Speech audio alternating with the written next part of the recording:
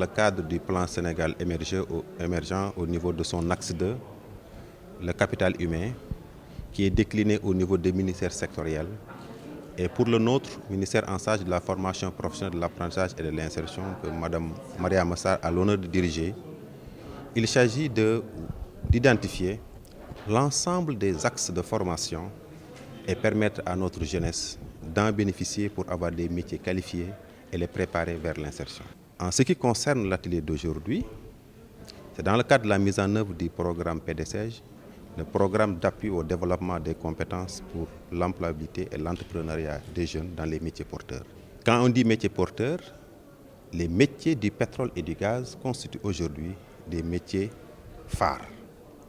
C'est dans ce cadre que nous avons agi en amont, en relation avec l'écosystème des entreprises, de la formation, des ministères institutionnels, du patronat, bref, du monde de l'entreprise, pour discuter ensemble sur les besoins réels en matière de ressources humaines qualifiées. C'est des intrants de taille pour permettre à nos centres de formation de prendre en charge le volet formation. C'est aussi un intrant de taille pour permettre aux entreprises qui sont assises à côté de nous pour identifier ensemble les besoins prioritaires, les classifier, les ordonner, les prioriser et permettre au niveau sectoriel de pouvoir mettre en place une cartographie des métiers, mais aussi un plan de formation répondant aux exigences et aux normes nationales et internationales.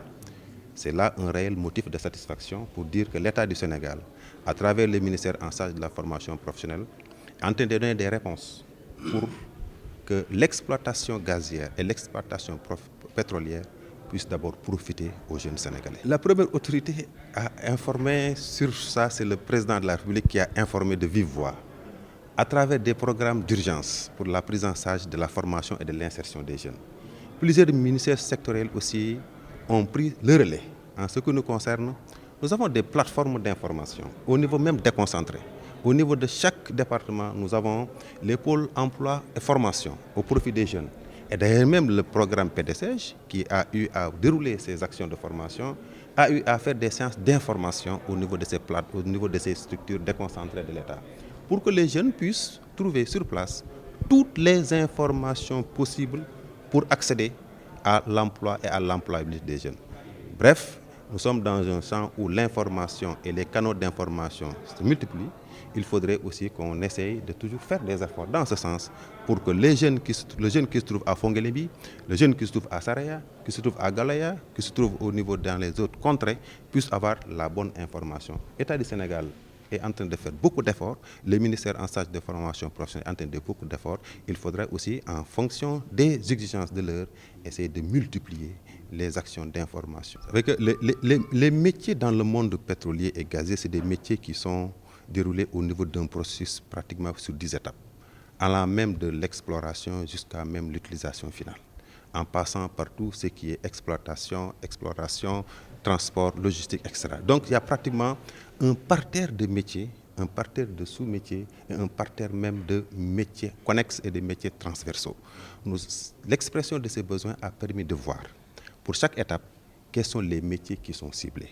Et ces métiers sont classifiés, de l'ingénierat jusqu'au l'ouvrier qualifié, des domaines d'exploitation jusqu'aux domaines connexes, la comptabilité, la fiscalité, le monde juridique, parce qu'il y a des textes réglementaires, il y a les banques, il y a l'exploitation, il y a les métiers typiques maintenant de l'industrie. Tout ce qui est chaudronnerie, tout ce qui est soudage, tout ce qui est informatique, tout ce qui est accompagnement en amont et en aval pétrolier, c'est pratiquement ces métiers sont revus. Maintenant, c'est l'occasion, avec les différents partenaires qui sont là, de prioriser, de classer et pour aller dans une démarche holistique permettant à ces jeunes de bénéficier des formations de qualité. Il y a 500 jeunes qui comptent être accompagnés, 200 pour 2022 et 300 pour 2023.